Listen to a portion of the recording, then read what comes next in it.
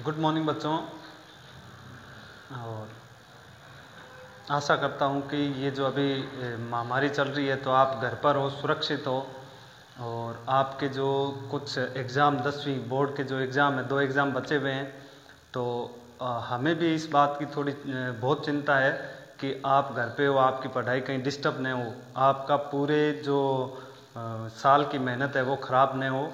इसके लिए क्या है कि पूर्णिया पब्लिक स्कूल ने ऑनलाइन क्लासेस शुरू की है आपके लिए। और यूट्यूब के माध्यम से आप हम कोशिश करेंगे कि लगभग पूरा का पूरा सिलेबस कवर कर लें। और बाकी जो भी डाउट्स हो आप क्या है कि कमेंट करके या फिर मैसेज करके आप पूछ सकते हैं। और शुरू करते हैं,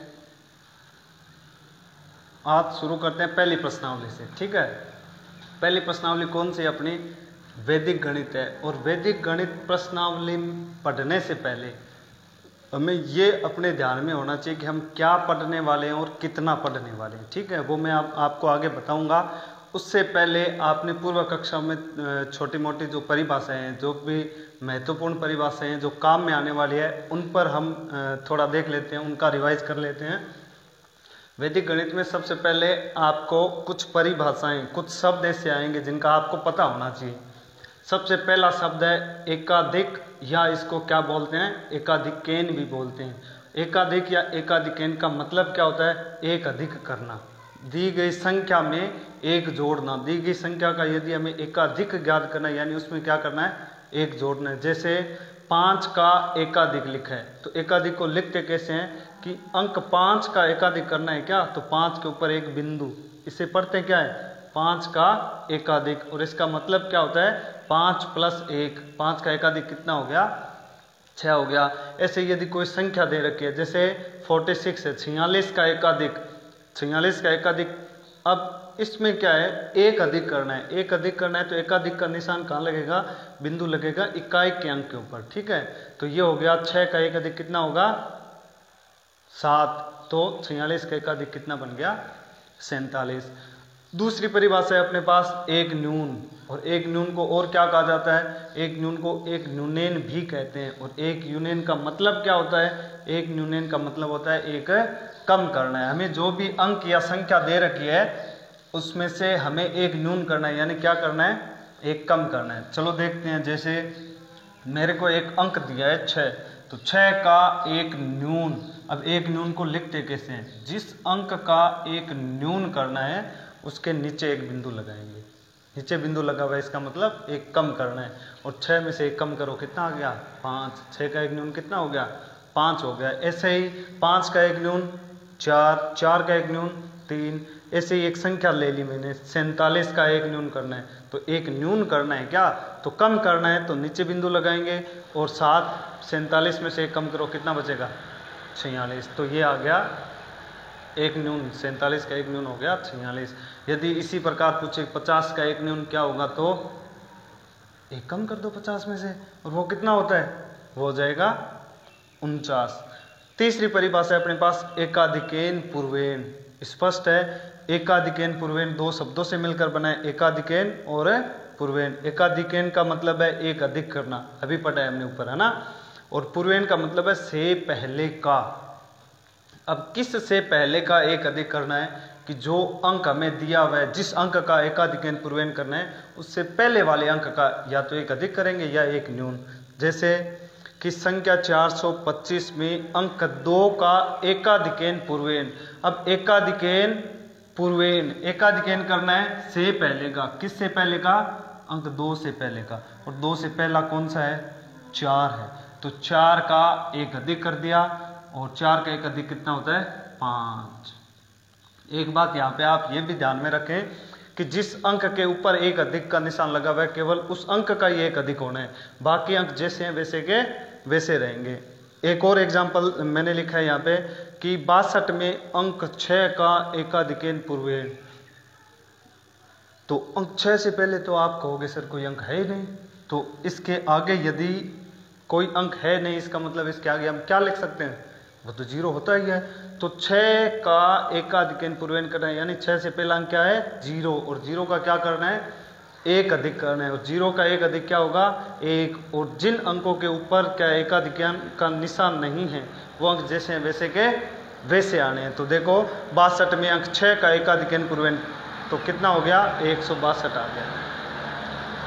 चौथी परिभाषा अपनी एक न्यूनैन पूर्वेन एकाधिक पूर्वेन की तरह ये भी दो शब्दों से मिलकर बना है, एक न्यूनैन और पूर्वेन। एक न्यूनैन यानी एक कम करना है, पूर्वेन यानी से पहले का। तो वही बात है, जिस अंक का हमें कहेंगे उस अंक से पहले वाले अंक का एक न्यून करेंगे। जैसे संख्या 528 में अंक 8 का एक न्यून, तो ये 528 है, 528 में 8 का एक न्यूनैन पूर्वेन, तो 8 से पहला अंक कौन सा है 2, 2 का क्या करना है एक न्यून। और एक न्यून को कैसे लिखते हैं कि जिस अंक का एक न्यून करना है उसके नीचे बिंदु लगाएंगे। अब 2 का एक न्यून कितना हो गया 1, और बाकी के जैसे अंक है वैसे के वैसे लिख दो। तो 528 का एक न्यून कितना होगा 518। पांचवी परिभाषा पूरक अंक पूरक अंक क्या होता है, या पूरक अंक को क्या कहते हैं परम मित्र अंक।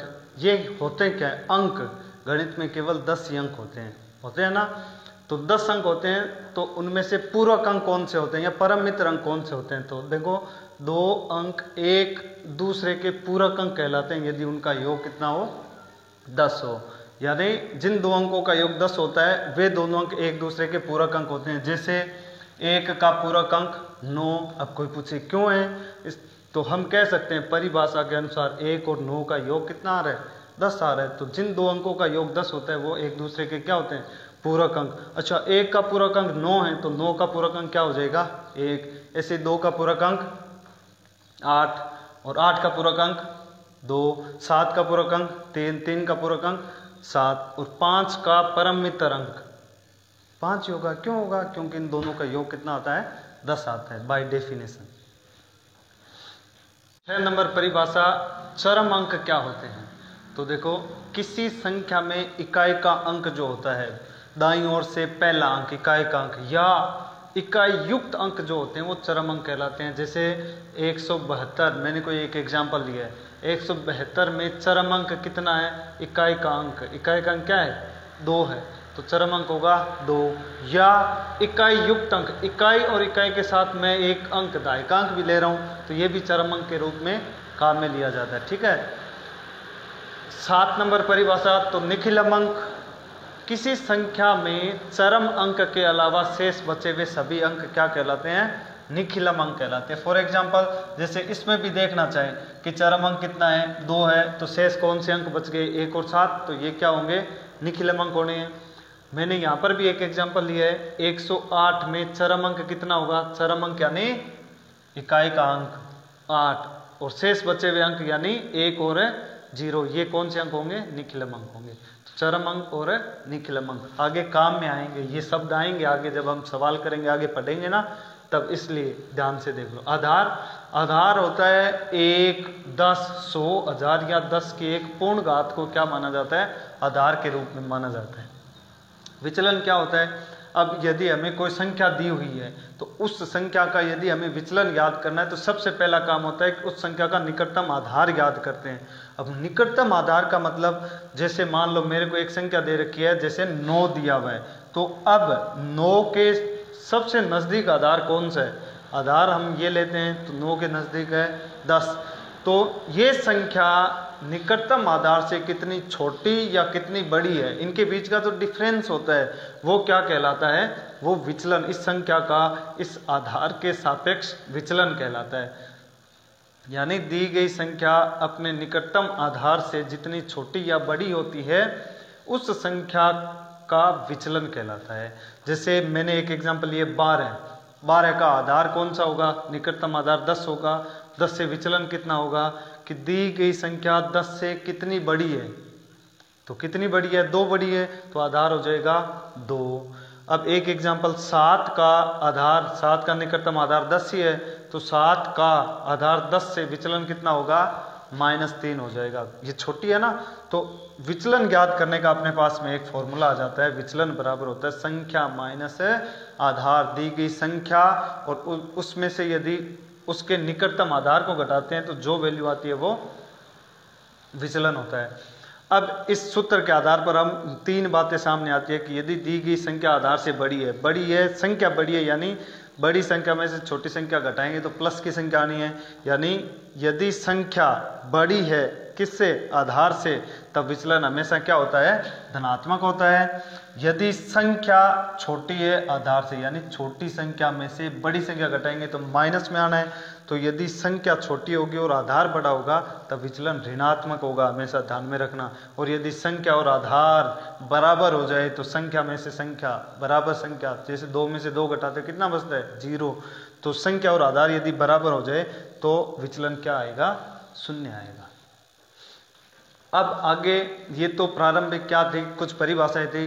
अब पहली प्रश्नावली अब शुरू करेंगे और पहले वैदिक मैथमेटिक्स में हम क्या पढ़ने वाले हैं और कितना पढ़ने वाले हैं वे मैं आपको बता देता हूं अब, और उसके बाद में आगे काम शुरू करते हैं। आगे हम बात कर रहे थे कि बात यही आती है कि पहली प्रश्नावली हम क्या पढ़ेंगे और कितना पढ़ेंगे, सबसे पहली बात ये तो ज़्यादा कुछ नहीं है। और एक खास बात इस पहली प्रश्नावली की ये बता देता हूँ, हर कॉम्पिटिटिव एग्जाम में गणित आती है और वहाँ पर ट्रिक जो बताते हैं वो इस प्रश्नावली में है। एक ही जैसे जोड़ घटाव, इसमें चलो पढ़ने वाले क्या क्या वो देख लो। जोड़ जो कि एक प्रकार से पढ़ेंगे, एक प्रकार ये जोड़ का वैदिक मैथमेटिक्स में। घटाव वह 2 प्रकार से घटाव कर सकते हैं वैदिक गणित में। गुणा 4 प्रकार से, एक ही गुणा को करने के 4 अलग अलग तरीके। भाग करने की कितनी विधियां, 3 विधियां पढ़ेंगे। और वर्ग 5 तरीके से, घन, वर्गमूल, घनमूल और एक चर वाले रैखिक समीकरण हल करना। तो केवल यही है पहली प्रश्नावली में, जोड़, घटाव, गुणा, भाग, वर्ग, घन, वर्गमूल और घनमूल और एक चर वाले रैखिक समीकरण हल करना। अब इनकी अलग अलग विधियां दे रखी है। अब ये विधियां किस प्रकार से काम करती है वो हम सीखेंगे। अपने पहली प्रश्नावली में 4 पॉइंट है, 1.1, 1.2, 1.3 और 1.4। तो सबसे पहले देखो 1.1 में क्या पढ़ते हैं हम, जोड़, घटाव, गुणा, भाग। बस जोड़, घटाव, गुणा, भाग और इनकी अलग अलग विधियां हैं वो पढ़ेंगे। 1.2 में क्या पढ़ेंगे, वर्ग और घन ज्ञात करना पढ़ेंगे। अलग अलग वर्ग ज्ञात करने की 5 विधियां, घन ज्ञात करने की 3 विधियां। फिर 1.3 में वर्गमूल और घनमूल ज्ञात करेंगे और 1.4 में एक चर वाले रैखिक समीकरण को हल करेंगे। बस चलो आगे देखते हैं। अब 1.1 में जोड़, घटाव, गुणा, भाग करने की जो विधि हैं उनको किस नाम से जाना जाता है। तो पहले ये जोड़ करेंगे, एकाधिकन पूर्वेन द्वारा योग करना। घटाव की 2 विधियां हैं, एकाधिकन पूर्वेन प्लस पूरक अंक द्वारा घटाव करना और एक न्यूनन पूर्वेन प्लस पूरक अंक या परमित अंक द्वारा घटाव करना। ये देखो हमने जो परिभाषा सबसे पहले पढ़ी थी वही काम में आ रही, वही शब्द काम में आ रहे हैं, तो आपको पता होना चाहिए। गुणा करने की 4 विधियां कौन सी है। पहली है एकाधिकन पूर्वेन द्वारा गुणा करना, 2 नंबर एक न्यूनन पूर्वेन द्वारा, 3 नंबर निखिलम विधि। और निखिलम विधि में भी 2 प्रकार से ये गुणा कर सकते हैं। और 4 नंबर विधि है ऊर्ध्वतिर्यक व्याम विधि। और भाग करने की 3 विधियां कौन सी है, सूत्र निखिलम द्वारा, सूत्र परावर्ती योजित द्वारा और ध्वजांक विधि द्वारा। ये 3 विधियां भाग करने की। तो शुरू करते हैं आगे।